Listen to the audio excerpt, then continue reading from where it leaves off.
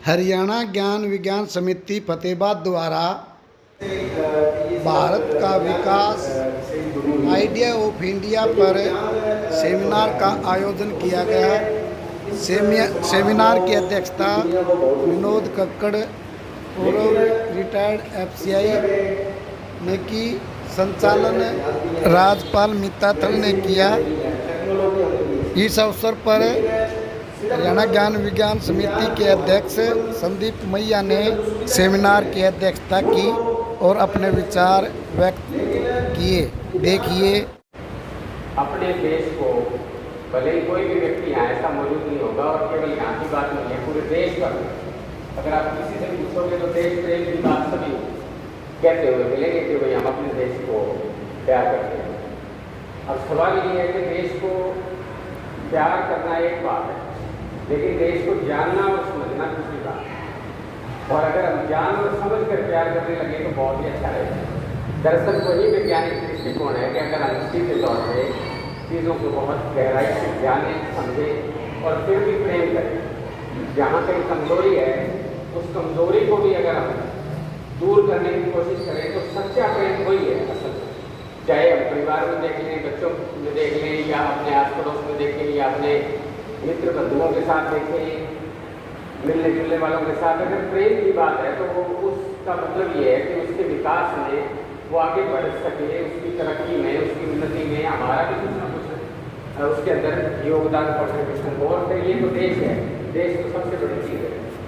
तो इसको जानना समझना एक अपने आप में बहुत ही महत्वपूर्ण बात है। और जो आज का भारत है जिसके विचार पर हम बातचीत करना चाहते हैं सर, ये आधुनिक भारत है। और इसको इसी जगह से और इसी दृष्टि से हम समझे तो ज़्यादा अच्छा है। वैसे तो भारत की सभ्यता बहुत पुरानी और प्राचीन है, लेकिन जो विचार की बात है जिससे ये वास्तव में एक शक्ल अख्तियार करता है, एक राष्ट्र बनने की दिशा में जाता है और फिर राष्ट्र राज्य का स्वरूप हासिल करता है। और सबसे बड़ी बात ये है असल में वो हमारे साथ उसका एक एग्रीमेंट है, एक आम आदमी के साथ नागरिक की हैसियत बन जाती है इस राज्य की, इस राष्ट्र की, जब हम उसके रिश्ते को सही तौर पे देख समझ सकते हैं। तो ये रिश्ता वास्तव में किस आधार पर तैयार किया गया?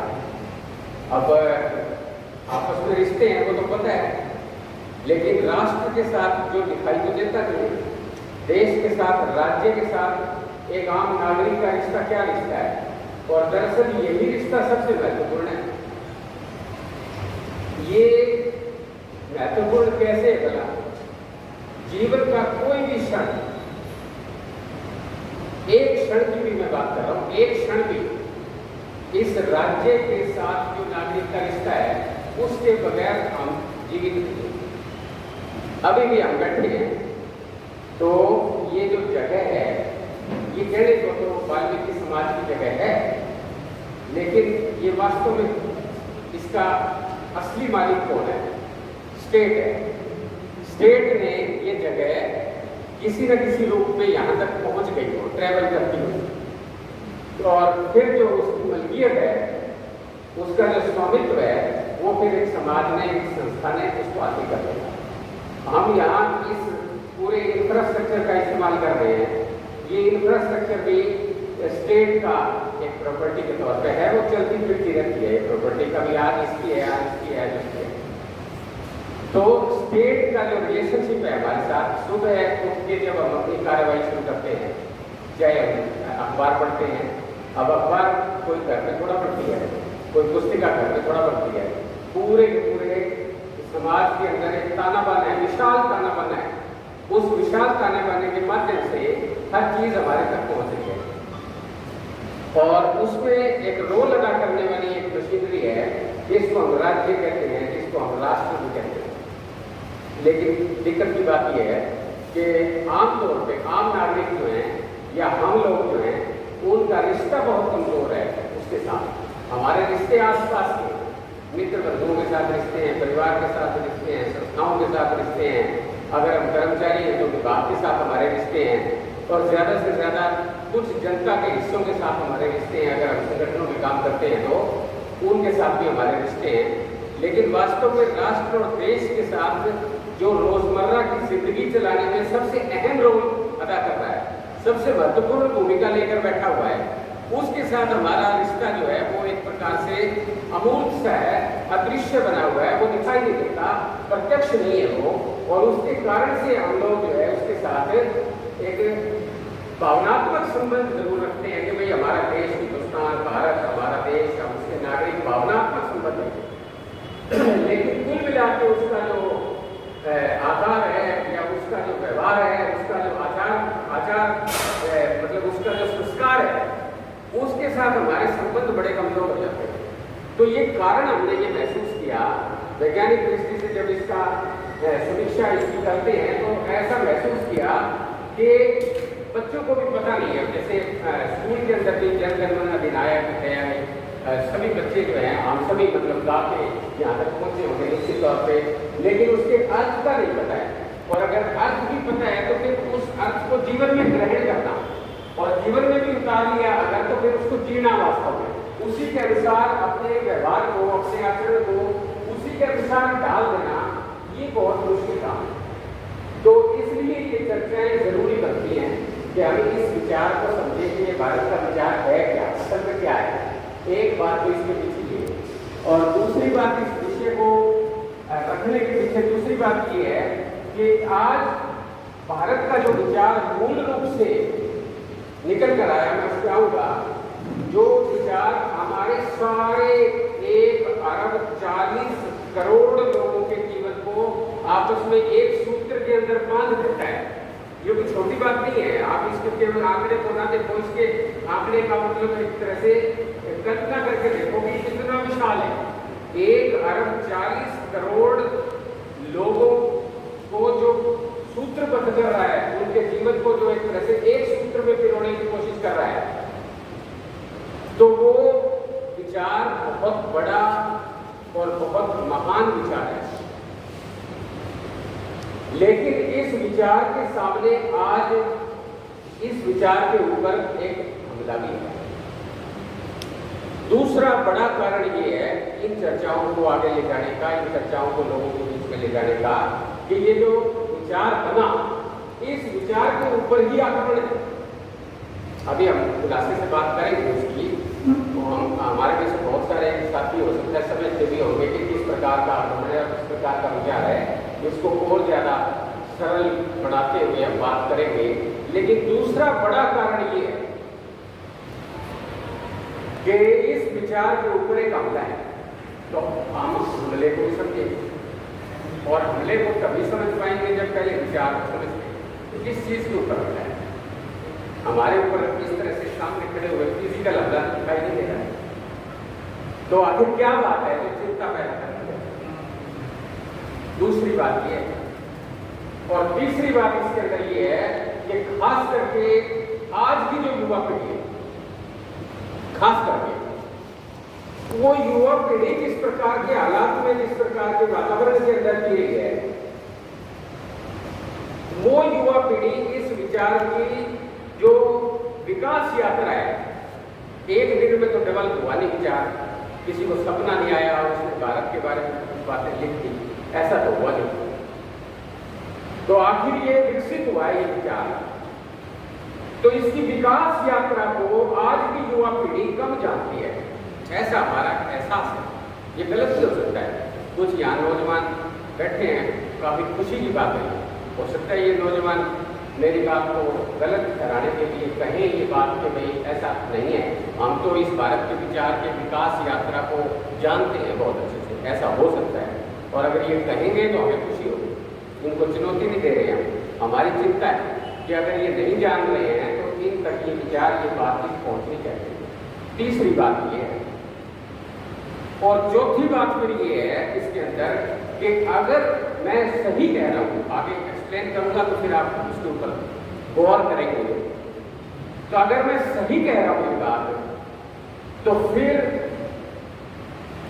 हमें सबको इस बात पर विचार भी करना पड़ेगा कि अगर चुनौती आ गई है भारत के विचार के ऊपर एक हमला हो रहा है तो फिर हम उसका सामना कैसे करें, ये भी सवाल है। क्योंकि हम उसके नागरिक हैं, हम देश के साथ प्रेम करते हैं, हमारा एक कर्तव्य बनता है, तो फिर हम क्या करें आगे। तो ये 4 हिस्सों के अंदर मैं अपनी बातचीत जो है वो साझा करना चाहता हूँ आपसे, जो श्रृंखलाबद्ध अगर उसे मैं करूँ, सीक्वेंस में अगर उसे मैं ले लूँ, तो सबसे पहले मेरी समझ से ये बात होनी चाहिए कि इस विचार की विकास यात्रा क्या है। असल बात ये है, अब विकास यात्रा जो है वो आधुनिक भारत के विचार की, ये विकास यात्रा बहुत ज्यादा एक तरह से जिसको कहें कि बहुत संजीदा, गंभीर, रोमांचकारी, आकर्षित करने वाली यात्रा दिखाई देती है, जो क्योंकि इसके अंदर लाखों लाख लोगों की जिंदगियां लग गई, लाखों लाख लोगों के जीवन लग गए इसके अंदर। जहां अगर एक भी जीवन लगता है, अगर कक्षा में या कॉलेज के अंदर हमें कोई टीचर पढ़ा देता है, वो अच्छा पढ़ा रहा है, तो वो सारी उम्र में याद रहता है। अभी राजभाषा जी के साथ यही बातें हो रही, इनको अपने टीचर से याद आ रहे थे जो PhD करवा रहे थे। तो ये आम साधारण स्वभाव है मनुष्य का कि एक भी व्यक्ति ने अगर कुछ हमें बताया तो वो याद रखने वाली बात होती है। तो क्यों ना हम उन लाखों लाख लोगों को भी याद करें जिन्होंने इस भारत के नए विचार को बनाने में और तैयार करने में और पूरे देश को अर्पित करने में समर्पित कर दिया, उनको याद रखना बहुत जरूरी था। तो ये जो आधुनिक भारत का विचार है मित्रों, ये असल में 19वीं शताब्दी से शुरू होता है। ये कहानी 19वीं शताब्दी से शुरू होती है, बहुत पीछे नहीं जाती। वो अलग बात है कि भारत की संस्कृति और भारत की सभ्यता ये सब बहुत पुरानी, बहुत प्राचीन है, वो सही बात है अपनी जगह है। लेकिन ये जो आइडिया ऑफ इंडिया है, भारत का विचार है, ये बहुत प्राचीन नहीं, ये बिल्कुल आधुनिक काल का विचार है।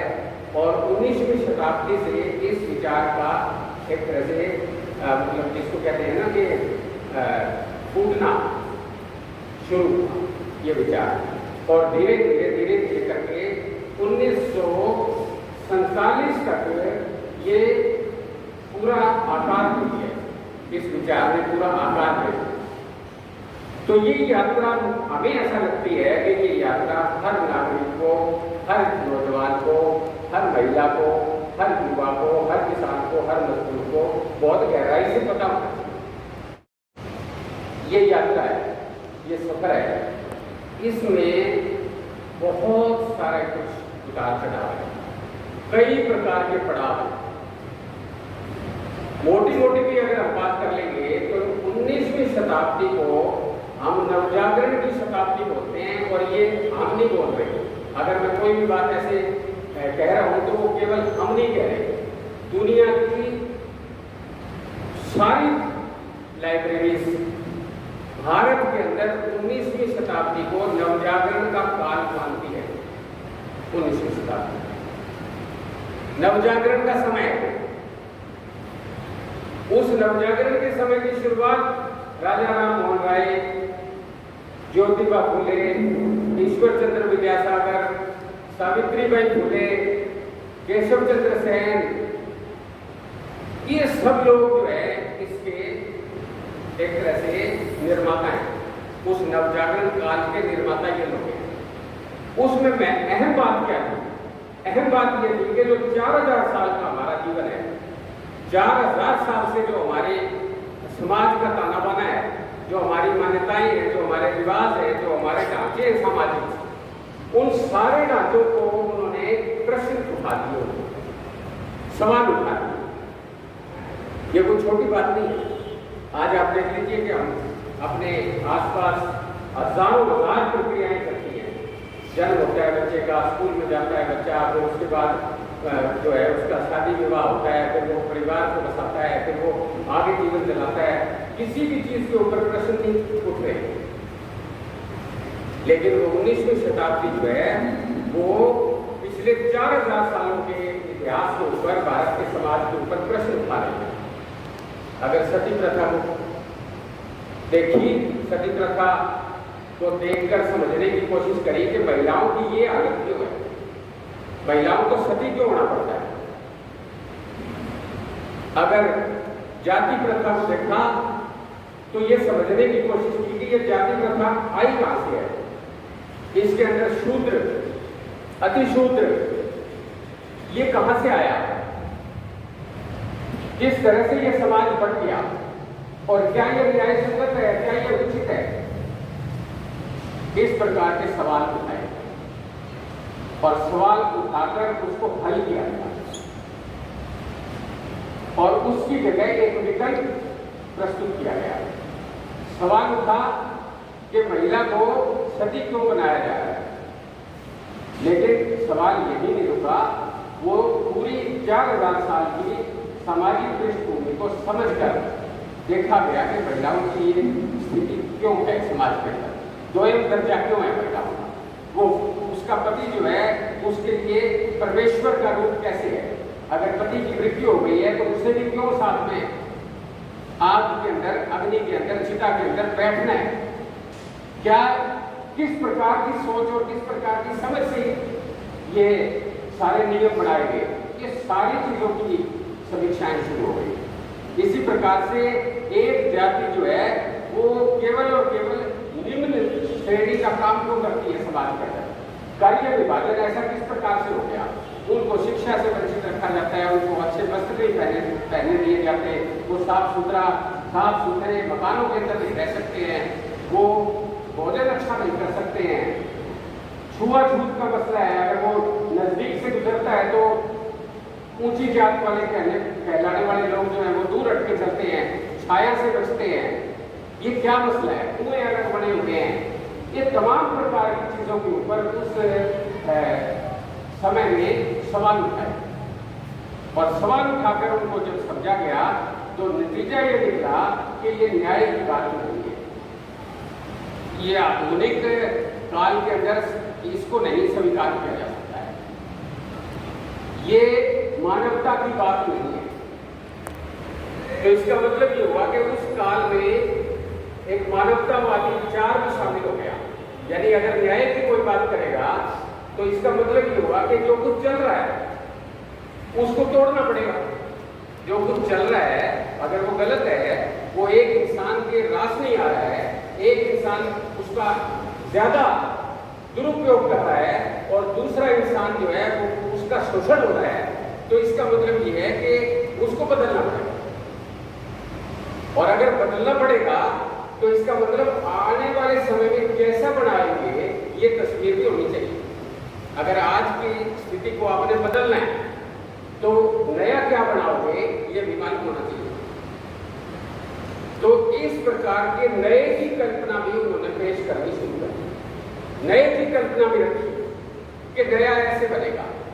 अब ये सब कुछ जो है ये कोई ऐसी कारीगरी तो है नहीं कि भाई आपको एक कुर्सी बनानी है और उसका डिजाइन बदल दो तो नहीं बन जाएगी वो, ऐसी बात थोड़ा है।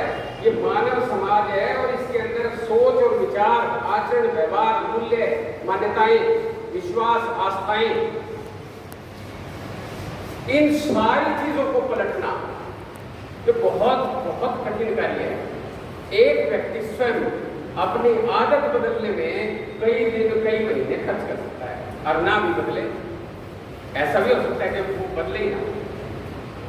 तो ये पूरे के पूरे देश को, पूरे समाज को एक तरह से नए समाज में परिवर्तित करने जैसा काम था और इसके लिए अध्ययन हुए, इतिहास को समझा गया, कारणों को समझा गया, नई तस्वीर खींचने के लिए देश और दुनिया के साथ रिश्ता बनाया गया, विकसित राष्ट्रों की तरफ देखा गया, वहां का जीवन कैसा है, वहां स्त्री और पुरुष कैसे व्यवहार करते हैं, स्त्रियों का क्या स्थान है समाज के अंदर, वहां जाति प्रथा नाम की कोई चीज ही नहीं है।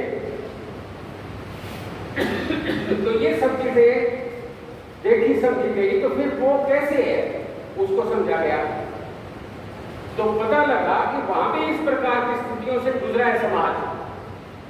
फ्रांस की क्रांति हुई 1789, के अंदर, फ्रांस की क्रांति में, जिसमें न्याय, समानता और भाईचारे का स्लोगन आया, नारा लगा न्याय, समानता, भाईचारा।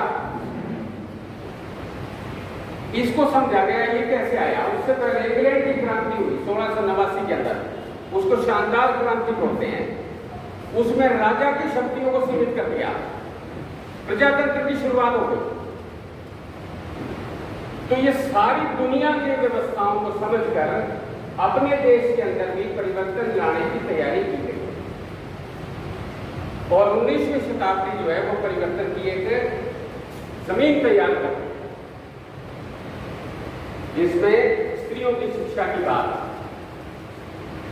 सारे की सारी जातियों की, निम्न जातियां जिसको बोलते हैं, उत्पीड़ित शोषित जातियां जिसको बोलते हैं, उनकी शिक्षा की बात। और ये आप तो सोशल मीडिया और दूसरे मीडिया बहुत ज़्यादा चीज़ों को दिखा भी रहे हैं। आपने कितनी ही इस प्रकार की चीज़ें सुनी होंगी। ज्योतिबा फुले के ऊपर कितने हमले हुए, जानलेवा हमले। सावित्रीबाई फुले जब पढ़ाने जाती, स्कूल के अंदर पढ़ाने जाती, तो ऊंची जाति के लोग उसके ऊपर कीचड़ फेंकते, कपड़े बदलने पड़ते उसको। उस जहाँ स्कूल में जाती, उस स्कूल के अंदर नए कपड़े रखने पड़ते और रास्ते के अंदर जब गुजर के आती तो वो कपड़े खराब हो चुके होते। तो ये सारा घटनाक्रम इस प्रकार का आमने सामने का घटनाक्रम है। कोई मतलब ऐसे कल्पनाओं के अंदर किसी वाल्मीकि ने या किसी महर्षि ने या किसी ऐसे व्यक्ति ने कुछ उपन्यास करके नहीं लिखा है। ये जीवन के संघर्षों से एक नए जीवन की दिशा बनाने के लिए, नया रास्ता खोजने के लिए, समान एक तरह से जीवन, समान अवसरों का एक प्रकार का मतलब वातावरण तैयार करने के लिए बहुत बड़ा संघर्ष जो है वो लड़ा गया। और ये तो एक छोटी सी बात है, ये एक छोटा सा हिस्सा है, पहलू है इसका। दूसरा हिस्सा इसके साथ ही चलता है। आप सभी जानते हैं कि 1600 की ईस्वी में ईस्ट इंडिया कंपनी आ गई और ईस्ट इंडिया कंपनी तो आई तो व्यापार करने की, सभी जानते हैं इस बात को। लेकिन धीरे धीरे करके ईस्ट इंडिया कंपनी ने देश के बहुत बड़े हिस्से के ऊपर अपना राज कायम कर लिया। ये एक और इस प्रकार की घटना है जो साथ साथ चल रही है, उसी समय के अंदर साथ साथ चल रही है। 1757 में जब प्लासी का युद्ध हुआ और सिराजुद्दौला जो है वो पराजित हो गया, उस समय कंपनी का शासन बंगाल, उड़ीसा और उधर मद्रास, इसके ऊपर कंपनी का शासन आ गया। आई तो वो व्यापार करने की, लेकिन उसने शासन की सारी सत्ता अपने हाथ में ले ली, ताकत अपने हाथ में ले ली और उस इलाके के लिए वो नियम कानून बनाने लगी। उस इलाके से किसानों का से जो लगान वसूल करना है वो वसूली अब कंपनी कर रही है। पैसा कंपनी के माध्यम से इंग्लैंड जा रहा है। इस कर वसूली से उस समय के अंदर 1757 के बाद 1758 से लेकर और 1770 ये 12 साल का समय है, बहुत ज्यादा समय नहीं है। इतिहासकारों की पुस्तकों के अंदर ये चीजें लिखी हुई हैं, कोई भी व्यक्ति उसको पढ़े, बहुत अच्छी बात है। ये 1770 तक जो है 33% जो पूरी आमदनी है उसका 33% हिस्सा जो वो कंपनी के माध्यम से इंग्लैंड जाने लग गया, इतने थोड़े समय के अंदर। क्योंकि जैसे जैसे राज बढ़ा तो सारी आबादी से उसने लगान वसूल करना है, कर वसूल करना है और उसकी जो आमदनी है, जो आय है, वो विदेश जा रही है उस कंपनी के माध्यम से। उस कंपनी की खुद की आर्मी थी, नेवी की जो पूरी सेना है वो उसके समुद्री सेना वो उस कंपनी के पास थी। युद्ध होते थे, टीपू सुल्तान को भी हरा दिया गया। तो इस तरह से उसका इलाका, उसका जो पूरा साम्राज्य है वो धीरे धीरे करके आगे बढ़ता गया। और उस दौर में क्योंकि कंपनी बुनियादी तौर पे मुनाफा के लिए आई है, तो उस मुनाफाखोर कंपनी ने कोई किसी प्रकार के यातायात के संबंध जो साधन या कोई शिक्षा का कोई इस प्रकार का वातावरण ये बनाने की उसकी कोई चिंता, कोई सोच ही नहीं। उसने तो केवल मात्र व्यापार करना था और स्थिति कुल मिला के ये पहुंची कि उस हालात के अंदर किसानों को अपना जो उत्पादन है वो उत्पादन बहुत ही सस्ते दामों के ऊपर उसको बेचना पड़ा, क्योंकि उधर से अकाल भी पड़ रहे हैं, नकदी उनके पास नहीं है। हमारे जो व्यापारी हैं, खास करके हमारे जो बुनकर हैं, उनकी उद्योग पूरे के पूरे खत्म हो गए, चौपट हो गया, पिट गया। तो इस प्रकार की स्थिति में सूदखोरी पैदा हो जाती है और किसान को सूद लेना पड़ता है जिनके पास अभी भी रुपया है और उसके अंदर अंग्रेज व्यापारी भी है। तो इस प्रकार की सूदखोरी की जो पूरी की पूरी मतलब एक परंपरा है वो वहां से आधुनिक काल के अंदर, वैसे तो पुरानी परंपरा भी है ये, लेकिन आधुनिक काल के अंदर अगर आप देखेंगे तो वो यहाँ से बनती हुई नजर आती है। अब ये जो सूदखोर है इनका रिश्ता कंपनी के अंग्रेजों के साथ, इनके रिश्ते बेहतर रिश्ते हैं। तो रिश्ते बेहतर अगर बन गए हैं तो इनको संरक्षण भी मिलता है, यानी राज का संरक्षण, सत्ता का संरक्षण भी इनके पास आ गया। तो कुल मिला के एक समय तो ऐसा चल रहा है कि हम अपने समाज के अंदर अपनी गुलामी की बेड़ियों के खिलाफ लड़ रहे हैं, अपना समाज सुधार का आंदोलन चला रहे हैं, लेकिन साथ ही साथ ये जो आर्थिक शोषण है, ये आर्थिक शोषण भी हमारा किसान, मजदूर, गरीब आदमी वो भुगत रहा है पूरा का पूरा। और इस पूरी हालात के अंदर हमारा जीवन जो है वो उलझा हुआ है। अब आगे की बात है, अलग अलग इलाकों के अंदर किसानों के विद्रोह हैं, अलग अलग इलाकों के अंदर किसानों के विद्रोह हैं। 1763 में पहला विद्रोह है, उसको सन्यासी विद्रोह के नाम से भी जाना जाता है। इलाका है, बंगाल का इलाका है, उस इलाके का विद्रोह है और उसका नाम 1770 में सन्यासी विद्रोह के नाम से उसको जाना गया। वो किसानों का विद्रोह। अब ये 1763 में पहला विद्रोह हुआ और ये 1857 की बड़ी लड़ाई में बदला। 90 साल हो गए लगभग। 90 साल के समय में 100 से ज्यादा विद्रोह है। अयोध्या सिंह एक विद्वान है, इतिहासकार है, उनकी पुस्तक के अंदर 100 के 100 ये जो विद्रोह है इनकी अलग अलग कहानी दर्ज है। तो 1857 का जो पहला स्वतंत्रता संग्राम है, उस स्वतंत्रता संग्राम तक भी छोटे छोटे इलाकों में छोटे छोटे विद्रोह हैं। उस समय तक भी पूरे देश के अंदर एक होके हम नहीं लड़े थे, क्योंकि ईस्ट इंडिया कंपनी ने राज भी थोड़े इलाके के ऊपर किया था, पूरी देश में तो नहीं आ पाई थी। तो जो छोटे छोटे इलाकों के अंदर जो शोषण चल रहा था और जमींदारों के साथ उनकी समझौते हो रहे थे, तो वहां के किसान एक तरह से खड़े होते थे और वो अपना आर्थिक जो उनका शोषण है उसके खिलाफ वो संघर्ष करने के लिए आगे बढ़ते। तो एक तरफ समाज का, अपने समाज का मंथन है, अपने समाज के परिवर्तन की बात है, और दूसरी तरफ अंग्रेजों के साथ लोहा लेने की बात है, टक्कर लेने की बात है। 1857 का जो पहला स्वतंत्रता संग्राम जिसको हम कहते हैं, वो देश के बड़े हिस्से के अंदर फैला था और उसके अंदर भी हिंदू, मुस्लिम, सिख, ईसाई सब उसके अंदर लड़े।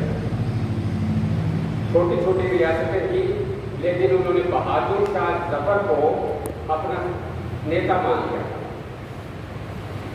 पूरे भारत का एक तरह से उस संग्राम का नेता उसे मान लिया था और उसके नेतृत्व के अंदर ये 1857 का पहला स्वतंत्रता संग्राम हुआ। उस समय तक भी हमारा देश एक आधुनिक राष्ट्र और आधुनिक राज्य नहीं,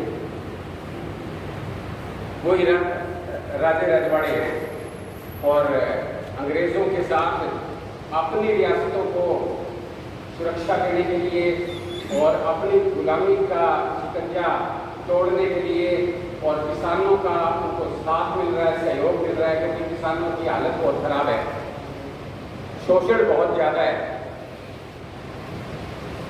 तो इस कारण से एक यूनिटी बढ़ गई, यानी उस समय में किसान, जमींदार और राजे रजवाड़े और पूरे देश के ऊपर जो सम्राट बन गया था, उस सारों की यूनिटी उस समय के ऊपर दिखाई देती है। जब ये सारी यूनिटी इस तरह से दिखाई देती है, उसमें अलग अलग चीज़ें भी हैं, मतलब बहुत सारे जमींदारों ने साथ में दिया वगैरह वगैरह, ये सब चीज़ें हैं, लेकिन मुख्य तौर पर एक खास प्रकार का वातावरण, गुलामी के खिलाफ एक वातावरण बन गया और लोग लड़े। ये आपका इलाका जो है हिसार, झांसी, ये सारा इलाका है, इसके अंदर 1857 के विद्रोह में किसान लड़े। हिसार का जो डीसी मार दिया था, हत्या कर दी थी किसानों ने, उसके दफ्तर के ऊपर अटैक कर दिया, रिकॉर्ड जला दिया उसका और उसकी हत्या कर दी। बैटल कर्म उसका नाम था, हम उसका अक्षरता बयान की याद नहीं होगी, इसका नाम लेते थे। तो इस प्रकार का एक वातावरण जो है वो 1857 के अंदर दिखाई देता है, लेकिन फिर भी वो भी कुचला गया, अंग्रेजों ने खत्म कर दिया। और तीसरी बात इसमें क्या है कि 1857 के अंदर इस प्रकार से विद्रोह कुचला गया, तो अब भारत के लोगों के सामने फिर से खड़े होकर उस शक्ति का, क्योंकि आधुनिक टेक्नोलॉजी वाली, हथियारों वाली फौज थी उनके पास, उस शक्ति का अब इस तरह से मुकाबला नहीं किया जा सकता। अब जो है धीरे धीरे करके जो प्रजातांत्रिक देश, विकसित देश हैं, प्रजातांत्रिक देश हैं, इंग्लैंड तो उस समय सबसे ज़्यादा ताकतवर देश जो है वो था, तो उन देशों की व्यवस्था को समझा जाए, उन देशों के राज्य किस प्रकार से काम करते हैं, देश कैसे चलते हैं, वहाँ का समाज जो है वो सरकारों के साथ किस प्रकार का रिश्ता बनाता है, नागरिकों के हक हकूक क्या हैं, ये अध्ययन शुरू हो। समझना पड़ा कि भाई इस प्रकार से एक बार देखो, और जो शुरुआती लोग हैं 1858 के बाद जो देख रहे हैं इस बात को, चाहे वो गोविंद रानडे हैं, चाहे वो दादा भाई नारोजी हैं, ये बहुत बड़े लिखे लोग थे और इनकी आमतौर पे इंग्लैंड यात्राएं हुआ करती, ये बच्चे पढ़ के आते थे, यहाँ आके वकालत वगैरह के प्रोफेशन भी करते थे, कुछ अध्यापन का कार्य भी करते थे। तो इन्हें इस प्रकार की बातों का एहसास हुआ कि वहाँ की जो सिस्टम है, राजनीतिक व्यवस्था है जो, वो राजनीतिक व्यवस्था किस प्रकार की है।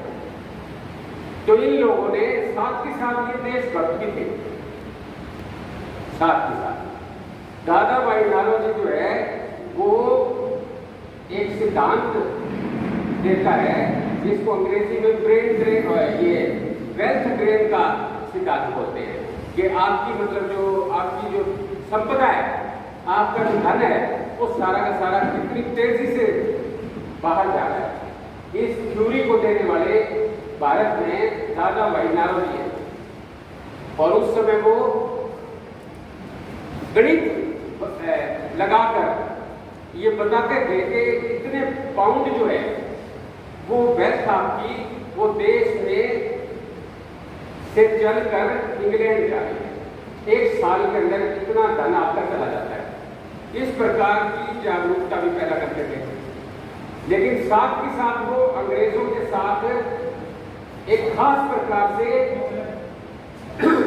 वार्तालाप में लगे रहते थे। मांग भी उठाते थे।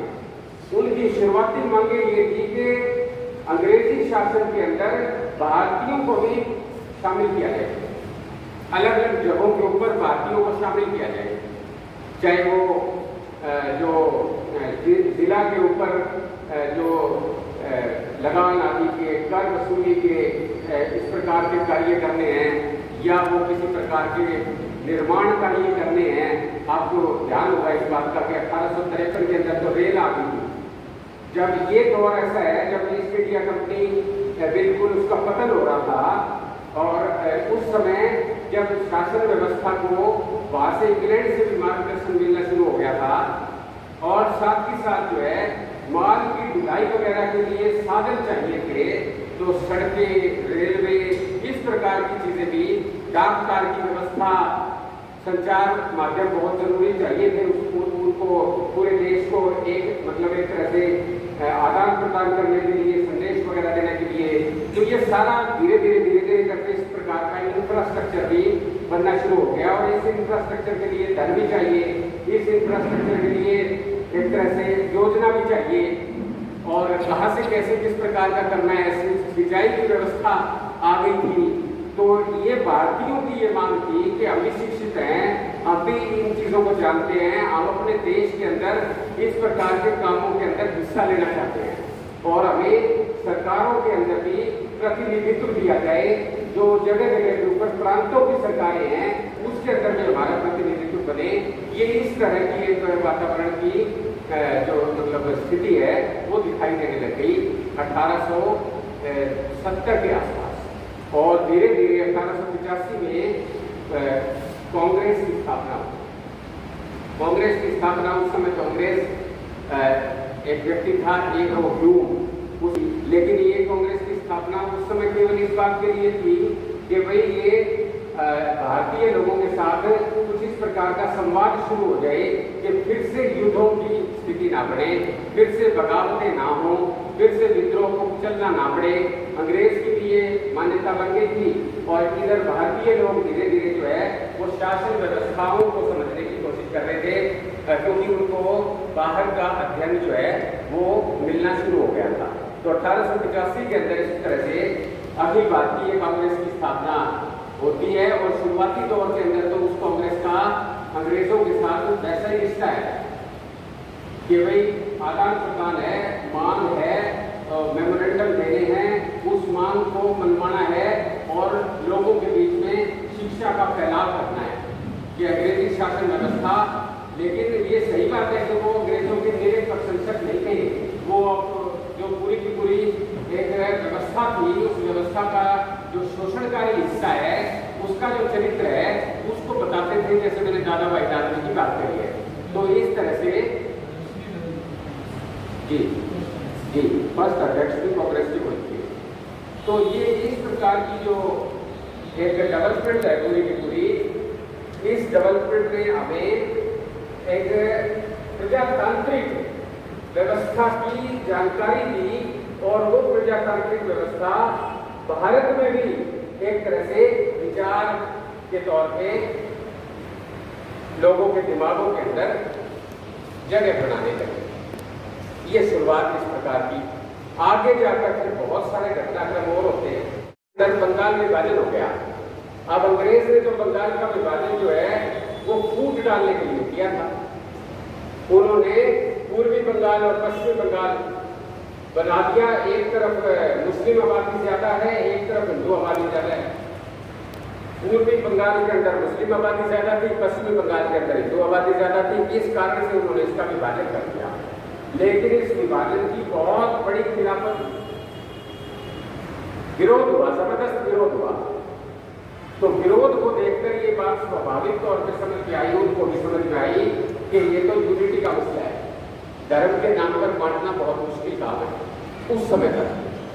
तो फिर अंग्रेजों ने दूसरे तरीके के माध्यम से, दूसरे रास्ते को अपनाते हुए 1906 में मुस्लिम लीग की स्थापना करवाई।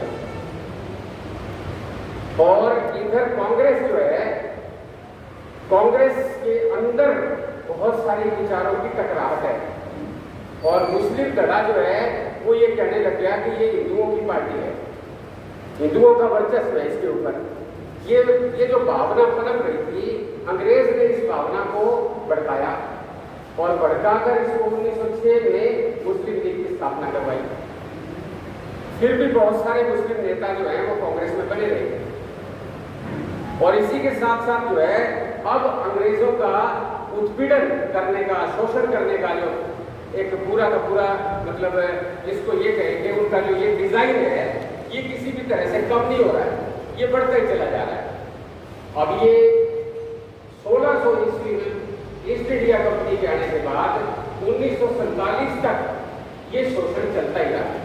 बीच के अंदर पड़ाव है बहुत सारे, लेकिन ये शोषण कम हुआ और इसकी स्थिति ये है, आखिर में जब 1947 में जब कुछ इतिहासकारों ने इस शोषण को समझने की कोशिश की, कुछ अर्थशास्त्रियों ने इसके शोषण को देखा, तो उन्होंने ये बताया कि जब ईस्ट इंडिया कंपनी आई थी उसके कुछ समय बाद के आंकड़े बताते हैं, 18वीं शताब्दी तक के आंकड़े ये बताते हैं कि भारत का पूरी दुनिया के अंदर जो व्यापार होता है, आदान प्रदान, लेन देन वस्तुओं का पूरी दुनिया के अंदर, उसमें भारत का 20% हिस्सा था उस समय जब ईस्ट इंडिया कंपनी और अंग्रेज आ रहे हैं। और जब अंग्रेज जा रहे हैं 1947 में, तो ये हिस्सा केवल 9% रह गया। अब आप देख सकते हैं कि कितना तहस नहस किया गया। तो ये कुल मिलाकर इस प्रकार की एक शोषणकारी प्रक्रिया जो चलती ही रहती है और इधर हिंदुस्तान के अंदर, भारत के अंदर नई नई धाराएं जो हैं आज़ादी की, वो पूरे समाज के एक तरफ अपने समाज को सुधारने की, दूसरी तरफ अंग्रेजों के खिलाफ लड़ने की और तीसरी तरफ जो है नया नक्शा क्या होगा ये भी बनाना है। उसी दौर के अंदर नया नक्शा भी बन रहा है। नरम दल 2 दल दिखाई देने लगे। गरम दल जो है वो लाला लाजपत राय, बाल गंगाधर तिलक और विपिन चंद्र पाल, ये लोगों की नेतृत्व में गरम दल आया। इन्होंने कहा भाई ये केवल मात्र वार्तालाप से या बैठकें करने से या मेमोरेंडम देने से और कुछ मांग करने से कि हमारी भागीदारी भी करवाओ, इससे काम नहीं चल रहा है। आंदोलनों को तेज करो, अंग्रेज जाएगा नहीं अन्यथा। तो ये वो दौर है जब कांग्रेस के अंदर भी विचारधारा का, विचारों का एक मतलब भिन्नता है। और उसके बाद 1913 के अंदर गदर पार्टी बनती है। गदर पार्टी क्रांतिकारी रास्ता अख्तियार करती है। वो लोग अमेरिका में बैठकर अध्ययन कर रहे हैं, इंग्लैंड के साथ उनके आदान प्रदान है, लेकिन वो साथ ही साथ भारत की इस शोषणकारी, अंग्रेज की शोषणकारी व्यवस्था को पूरी तरह से बदलना चाहते हैं। तो गदर पार्टी का बहुत बड़ा आंदोलन जो है वो धीरे धीरे करके फैलता है, जिसमें सोहनदास पटना और ये सब लोग इस प्रकार के आते हैं और जिससे बाद में चल के भगत सिंह जो है वो पूरी प्रेरणा भी हासिल करते हैं। तो 1915 में इधर जो है महात्मा गांधी आ जाते हैं। महात्मा गांधी अफ्रीका के अंदर भारतीयों की लड़ाई लड़कर आए थे। उस समय तक यहाँ के कांग्रेस के नेता उनको जानते नहीं थे, लेकिन जब वो आए उन्होंने सत्याग्रह रहे तो अफ्रीका के अंदर एक कामयाब रणनीति के तौर पर उन्होंने वहाँ उसको एक तरह से प्रयोग करके देखा था। तो यहाँ भी उन्होंने उसी प्रकार की कोशिशें करी, तो जल्दी ही उन्होंने कांग्रेस के अंदर अपना स्थान बना लिया। और 1919 के अंदर जलियांवाला बाग का हत्याकांड हो जाता है। उसको भी आप सब जानते हैं। लोग जो है वो शांतिपूर्ण ढंग से अपने रोष को प्रस्तुत करने के लिए, प्रदर्शित करने के लिए इकट्ठे हुए थे और वहाँ गोलियां चलवा दी अंग्रेजों ने। तो वो जलियांवाला बाग का हत्याकांड हुआ और फिर 1920 के अंदर गांधी ने असहयोग आंदोलन शुरू कर दिया। तो भगत सिंह और ये जो लोग हैं ये भी असहयोग आंदोलन के हिस्से रहे। गांधी को बहुत मानते थे शुरू में, लेकिन जब बाद के अंदर असहयोग आंदोलन को वापस ले लिया गया, चोरा चोरी घटना के कारण से वापस लिया गया, तो फिर इन लोगों की जो विचारधारा है वो अलग होती चली गई कांग्रेस से। तो इस तरह का ये घटनाक्रम जो है, अब ये घटनाक्रम केवल मात्र कार्यवाहियां नहीं है, इसके अंदर विचार शामिल होते चले जा रहे हैं। और ये साफ तौर पे बात वो नेता समझ रहे थे इस बात को कि ये पूरी दुनिया के अंदर उसी समय प्रथम विश्व युद्ध हो रहा है 1914 से लेके और 1918-19 तक जो है वो प्रथम विश्व युद्ध हुआ है। तो प्रथम विश्व युद्ध को देखकर ये बात साफ तौर पे यहाँ के नेता भी समझ गए कि ये तो पूंजीवाद की प्रतियोगिता जो चल रही है उसमें साम्राज्यवादी देश आपस में टकरा रहे हैं। क्यों?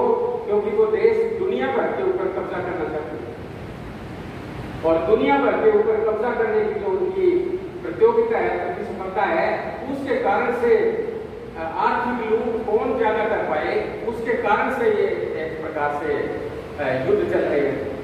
और इसका मतलब ये हो गया, और अंग्रेज भी साम्राज्यवादी है ही क्योंकि आपके देश को गुलाम बना रखा है और पहले महायुद्ध के अंदर भी वो शामिल है।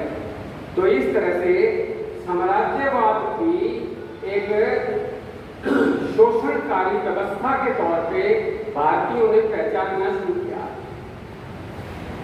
ये पहचान में आ गया कि साम्राज्यवाद की व्यवस्था के साथ भी लड़ना पड़ेगा। इधर जो जमींदारी है, सामंतवाद है, इसके साथ भी लड़ना पड़ेगा क्योंकि शोषण वहां से हो रहा है। किसान जो है वो सूदखोरों के और बड़े जमींदारों के गुलाम है। ये बात भी समझ में आई। और तीसरी बात ये समझ में आई कि एक मनुष्य दूसरे मनुष्य को सामाजिक आधार पर शोषण करता है, स्त्रियों का शोषण और जो है जाति आधारित शोषण। तो इतने सारे शोषण के स्वरूप हैं। साम्राज्यवाद भी इसके अंदर है, सामंतवाद भी इसके अंदर है और जातिवाद भी इसके अंदर है। और फिर चौथा एक एलिमेंट आया सांप्रदायिकता का, क्योंकि जब 1906 के अंदर मुस्लिम लीग बनाई तो अंग्रेजों ने एक तरह से उसको हवा दी और उसके बाद जो है 1920 के बाद तो सांप्रदायिक दंगे हुए। 20 और 30 का जो दशक है, 1920 और 30 का, उसमें कई जगह के ऊपर सांप्रदायिक दंगे हैं। हिंदू मुस्लिम जो है वो लड़ रहे हैं, जो कि आगे चलकर विभाजन की नींव बनी 1947 के अंदर। तो ये इस प्रकार का मतलब एक तरह से बहुपक्षीय विकास है और वो सारा का सारा जटिल प्रक्रिया है। ये इस जटिल प्रक्रिया को नेताओं ने समझा कि ये साम्राज्यवाद के खिलाफ भी संघर्ष है, ये सामंतवाद के खिलाफ भी संघर्ष है और ये रूढ़िवाद, अंधविश्वास और जातिवाद के खिलाफ भी संघर्ष है। तो ये सारे जो एक मनुष्य के जीवन को एक तरह से नारकीय जीवन बनाते हैं, अमानवीय जीवन बनाते हैं, वो सारी की सारी ताकतें कौन कौन सी हैं, ये इस दौर के अंदर पहचानी गई और इन ताकतों से मुक्ति हासिल करने का ये संघर्ष है। और इसके बाद फिर कैसा मनुष्य चाहिए, कैसा नागरिक चाहिए, कैसा समाज चाहिए, कैसा स्टेट चाहिए, ये विचार आया। इस विचार के लिए 3 धाराएं हैं। ये जो विचार आया इसकी 3 धाराएं हैं। एक तो गांधी के नेतृत्व में, लेकिन उसके अंदर भी पूरी कांग्रेस गांधी के विचार के साथ नहीं है। नेहरू का विचार भी उसके अंदर शामिल है। तो जिसको मोटे तौर पे गांधी नेहरू गांधी का विचार कह सकते हैं। एक तो वो आया, एक भगत सिंह का विचार आया, कम्युनिस्टों का विचार आया और तीसरा विचार जो है वो आज जो राज कर रहा है वो आया। ये 3 विचारधाराएं भारत के भविष्य की परिकल्पना प्रस्तुत करते हैं। क्योंकि आप जानते हैं 1924 में महासभा बनी थी, हिंदू महासभा, और 1925 के अंदर राष्ट्रीय स्वयंसेवक संघ बन गया था। तो ये भी एक विचारधारा है जो नक्शा प्रदान करती है भारत का, हिंदुस्तान का। और वो उस नक्शे के अंदर वो जो समय है, इस समय पूरा देश जो है वो अंग्रेजों के खिलाफ लड़ रहा है। उस समय ये विचारधारा कहती है कि अंग्रेज हमारे शत्रु नहीं है, हमारे शत्रु मुसलमान हैं। हमें इनके साथ जो है वो तय करना है, शर्तें तय करनी है और इसके आधार पर लिखा जाता है। सजातीय और विजातीय का मतलब एक दर्शन पेश किया जाता है। मूल भारतीय और बाहर से आने वाले लोग, ये पेश किया जाता है। और इसमें आगे चलकर थोड़ा सा आगे चलते हैं तो 1939 के अंदर इसमें गोलवलकर एक पुस्तक लिखते हैं, we and our nation defined, हम और हमारी राष्ट्रीयता को समझो क्या है। उसमें वो साफ साफ ये बात लिखते हैं कि मुसलमान दोयम दर्जे की अपनी स्थिति को अगर स्वीकार करते हैं तो वो इस देश में रह सकते हैं, उनको हिंदुओं के तरह अधिकार नहीं दिए जाएंगे। हिंदू श्रेष्ठ है। वो जो जातीय श्रेष्ठता की बात जिसको 19वीं शताब्दी के अंदर तोड़ा गया था, वो फिर से इस विचार के माध्यम से लाई गई। और ये विचार जो है ये भी महायुद्धों के अंदर जो शक्तियां लगी हुई थी, इटली, जर्मनी, वहां से आया। तो ये कुल मिला के इस प्रकार का एक पूरी की पूरी बहुत जटिल और बहुत बृहद, विस्तृत, बड़ी व्यापक प्रक्रिया है जिसके अंदर से आइडिया ऑफ इंडिया उभर के आ रहा है। तो एक आइडिया है हिंदू राष्ट्र, और एक आइडिया है संवैधानिक प्रजातांत्रिक धर्मनिरपेक्ष राष्ट्र, और एक आइडिया उससे आगे का है प्रजातांत्रिक समाजवादी राष्ट्र। क्यों? क्योंकि 1917 में रूस की क्रांति हो गई है, और 1917 में जो रूस की क्रांति हुई उसके 10-12 साल के बाद 1930 में पूरी दुनिया के अंदर मंदी आ गई। 1930 का जो डिप्रेशन है, इकोनॉमिक डिप्रेशन, उसको आर्थिक मंदी बोलते हैं, वो अभी तक भी मतलब इतिहास के अंदर अपनी जगह दर्ज करवा चुका है। उस मंदी के दौर के अंदर सारे देशों के अंदर अमेरिका जो उस समय बड़ी ताकत बढ़ने की तरफ चल रहा था और दूसरे महायुद्ध के बाद तो ताकत बन गया, तो उसमें भी मंदी ने असर दिखाया। महंगाई बढ़ गई, बेरोजगारी बढ़ गई। लेकिन 29-30 की ये जो मंदी है, इसने सोवियत संघ के ऊपर प्रभाव नहीं छोड़ा। सोवियत संघ में ना तो महंगाई बढ़ी और ना रोजगार कम हुआ, बल्कि उनकी जो प्रति व्यक्ति आय का जो आंकड़ा है वो 4 गुना बढ़ रहा है उस मंदी के अंदर। तो ये जो सोवियत संघ की ये व्यवस्था है, ये बहुत ज्यादा आकर्षित कर रही है, हिंदुस्तानियों के ऊपर भी प्रभाव छोड़ रही है। तो ये सारे प्रभाव इस प्रकार से लेकर वो धाराएं आपस के अंदर भी टकरा रही हैं और अंग्रेज के साथ भी टकरा रही है। और इसी में अंबेडकर की धारा आ जाती है। अंबेडकर जो है वो सामाजिक न्याय के चलते हैं आधुनिक भारत से। वो चाहे फिर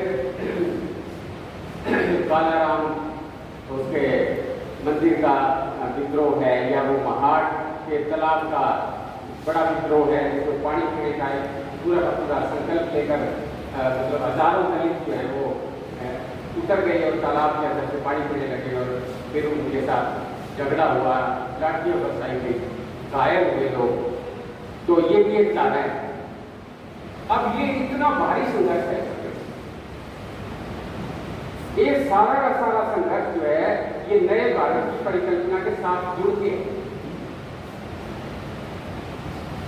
तो जो 3 धाराएं आई वो धाराएं सीधी सीधी आजाद भारत की व्यवस्था की बात कर रही है कि आजाद भारत में ऐसी व्यवस्था लाई। एक व्यवस्था समाजवादी है, दूसरी व्यवस्था प्रजातांत्रिक व्यवस्था है, पूंजीवादी प्रजातंत्र का प्रतिनिधित्व करती है, और तीसरी व्यवस्था जो है वो एक तरह से हिंदू राष्ट्र की व्यवस्था। तो ये आपस में बहुत ज्यादा इनकी टकराव है। और इसी दौर के अंदर जब 1924 और 1925 में एक तरफ हिंदू महासभा, दूसरी तरफ मुस्लिम लीग, और इनके जो हित टकरा रहे हैं हिंदू राष्ट्र के और मुस्लिम राष्ट्र के, तो सांप्रदायिक दंगे बढ़ रहे हैं। आप इस बात को इतिहास के अंदर जानते भी हैं, देखते भी होंगे। तो इस तरह ये भारत का विचार जो है वो उभर के आ रहा है। 1938 के अंदर कांग्रेस के अध्यक्ष सुभाष चंद्र बोस बनते हैं और वो उस समय योजना आयोग जैसी चीज खड़ी कर लेते हैं और उसके 29 समितियां बनाते हैं। उस योजना आयोग की 29 समितियां बना दी उन्होंने। कोई कृषि समिति है, कोई शिक्षा समिति है, कोई जो है वो मतलब जो खाद्य समिति है, इस प्रकार से स्वास्थ्य समिति है। इसका मतलब ये हो गया कि वहां से पंचवर्षीय योजनाओं का आधार तैयार हो गया। तो ये सारा का सारा जो ढांचा है, उस ढांचे के अंदर जब हमारा संविधान फिर आखिर 1946 के अंदर एक तरफ तो जब 1939 से 1945 तक जो दूसरा महायुद्ध चलता है, उस दूसरे महायुद्ध के अंदर भी टकराव है। आप देखिए ये धाराएं भी टकरा रही है। गांधी जी भारत छोड़ो आंदोलन की बात कह रहे हैं और जो दक्षिणपंथी विचारधारा है वो तो नजदीक ही नहीं है, वो तो अंग्रेजों को कुछ नहीं है, बुरा नहीं मान रही है। और जो वामपंथ है वो भी उस समय ऐसा महसूस कर रहा है कि ये अंतर्राष्ट्रीय परिस्थिति के अंतर्गत इस समय के ऊपर जो इंग्लैंड है वो फांसीवाद के सामने खड़ा है। फांसीवादी ताकतें जो हैं इटली, जापान और जर्मनी खास करके वो फांसीवादी ताकतें हैं और वो ताकतें वही ताकतें हैं जो धर्म के आधार पर राष्ट्र का निर्माण करना चाहती है, जो आपके देश में भी उस समय काम कर रही है। तो इसलिए वामपंथ में कम्युनिस्टों ने अपनी एक अलग राय दी और कांग्रेस की राय अलग थी। इस तरह से धाराएं 1942 के भारत छोड़ो आंदोलन में भी अलग अलग अपनी बात, अपना मत पेश कर रही है। फिर 1945 जब आता है तो 1945 के अंदर संयुक्त राष्ट्र संघ बनता है। 1945 के अंदर क्योंकि दूसरा विश्व युद्ध खत्म हो गया। जब हिरोशिमा नागासाकी के ऊपर अमेरिका ने बम गिराए, उस समय वो युद्ध खत्म हो चुका था। बम 2-4 दिन बाद ही गिराए हैं ये दिखाने के लिए कि अमेरिका बहुत बड़ी ताकत उभर के आया। उस समय संयुक्त राष्ट्र संघ की स्थापना की गई 24 अक्टूबर 1945 को और संयुक्त राष्ट्र संघ ने अपना एक चार्टर घोषणा पत्र तैयार किया।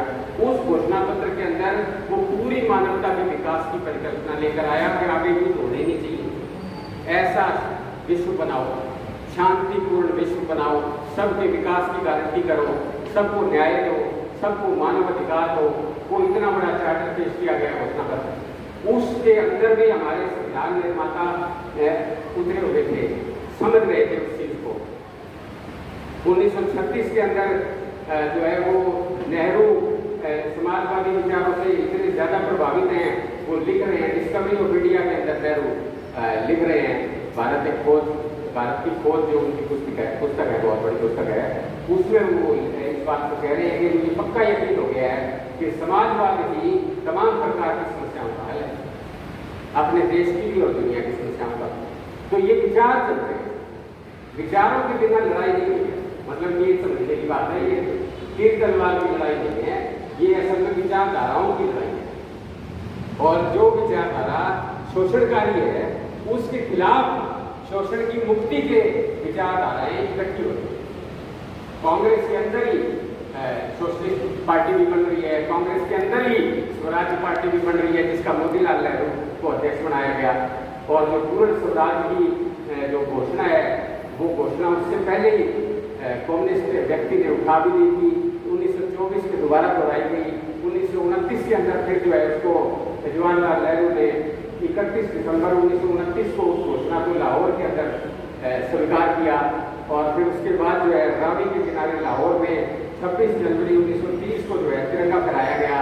वो 26 जनवरी आज भी चल रही है। तो ये सारा का सारा इतिहास जो है ये इतना इकट्ठा इतिहास है जिसके अंदर से भारत का विचार निकल गया है। अब ये विचार है क्या? चलिए वैचारिक संघर्ष भी हो गया, उपनिवेशवाद के साथ टकराव भी हो गया और मतलब कत्लेआम भी हो गया, अंग्रेजों ने बहुत कुछ कर भी दिया। फिर ये विचार आखिरकार बना क्या?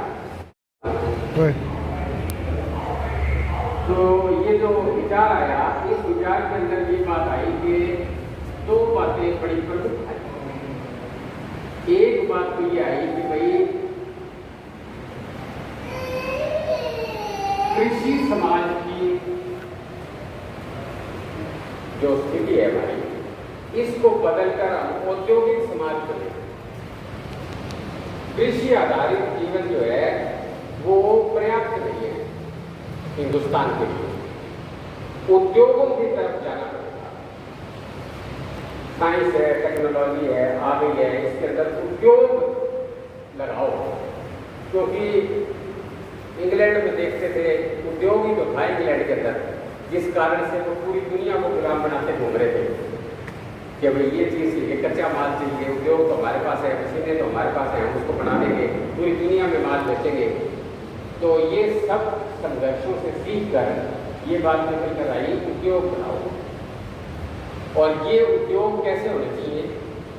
ये उद्योग जो है निजी पूंजी के हवाले ना करो इसको। पूंजीपति जो है वो इसका मालिक ना हो। उद्योग हो राज्य के अंदर, सार्वजनिक उद्योग लगे। और खास करके जो आधारभूत उद्योग है, जैसे रेलवे है, जैसे रक्षा है, डिफेंस उद्योग है, या बिजली है, मतलब जो इंफ्रास्ट्रक्चर, बुनियादी इंफ्रास्ट्रक्चर जो प्रदान करता है, उसको निश्चित तौर पर स्टेट बनाए। वो पूंजीपति के हवाले नहीं हो सकते, क्योंकि वो सार्वजनिक हित के असल में उनसे सबकी भलाई हो रही है। अगर किसी एक दो व्यक्तियों के हवाले उसको कर दिया गया तो लोगों को मिलेगा नहीं।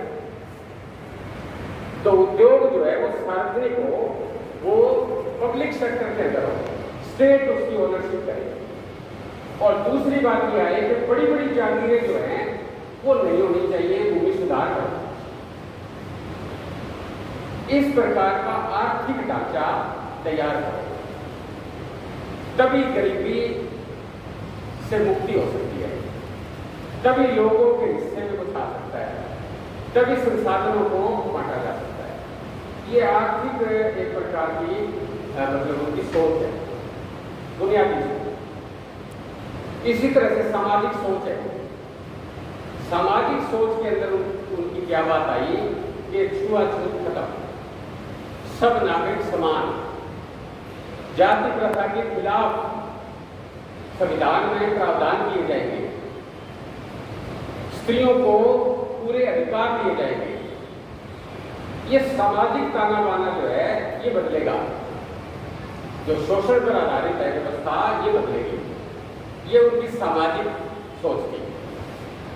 फिर उनकी राजनीतिक सोच आई। राजनीतिक सोच में उन्होंने कहा भाई हर आदमी को वोट होगा, हम एक प्रजातंत्र बनाएंगे, और इस प्रजातंत्र में 21 साल की उम्र का कोई भी व्यक्ति होगा वो भारत का नागरिक है, और उसको एक ही वोट देने का अधिकार है। चुनी हुई सरकारें होंगी। ये बात उसके अंदर राजनीतिक सोच के अंदर लाई गई। ये बहुत बड़ी बात है। सारे ही लोग इसकी खिलाफत कर रहे थे, बहुत खिलाफत हुई है। अंग्रेज खुद कह रहा था कि ये अनपढ़ और इस प्रकार के गरीब लोग क्या जानते हैं देश को चलाना कैसे, वो क्या अपनी राय दे, इसका मजाक उड़ाया जा रहा था। प्रधानमंत्री चर्चिल था उस समय, वो भी इसका मजाक कर रहा था।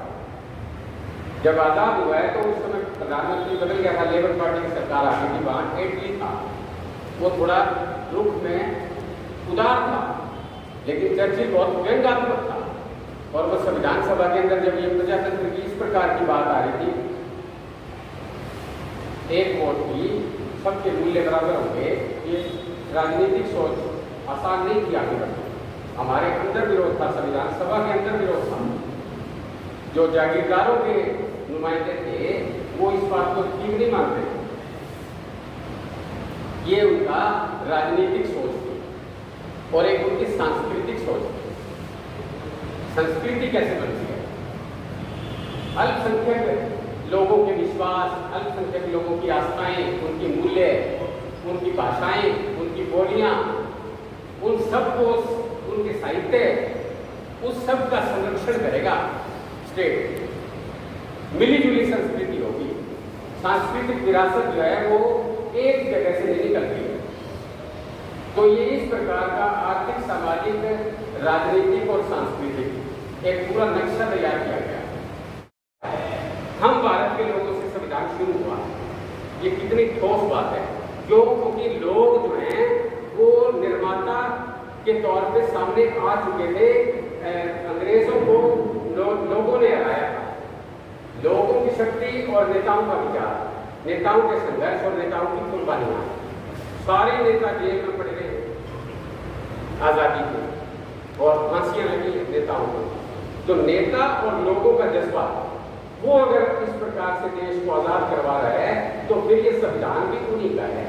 हम भारत के लोग से शुरू होता है, ईश्वर के नाम से शुरू नहीं होता है।